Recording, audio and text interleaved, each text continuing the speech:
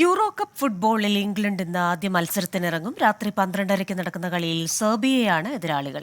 വൈകിട്ട് 6:30 പോളണ്ട് നെതർലൻഡ്സിനെയും രാത്രി 9:30 സ്ലോവേനിയ ഡെൻമാർക്കിനെയും നേരിടും.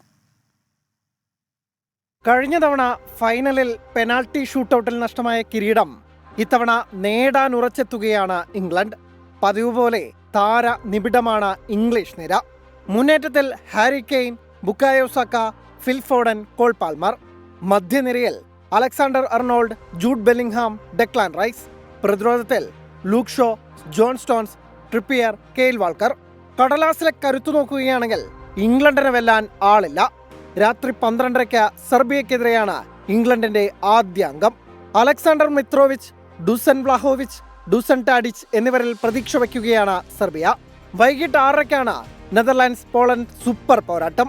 വമ്പൻ താരങ്ങളുമായി എത്തുന്ന ഡച്ച് പടയെ നായകൻ റോബർട്ട് ലെവൻഡോസ്കി ഇല്ലാതെ നേരിടാൻ പോളണ്ട് പ്രയാസപ്പെടും. കഴിഞ്ഞ യൂറോ കപ്പിൽ ഉജ്ജ്വല പ്രകടനം നടത്തിയ ഡെൻമാർക്കിന്റെ എതിരാളികൾ സ്ലോവേനിയയാണ്. രാത്രി 9:30 ഈ മത്സരം. Sports desk 24.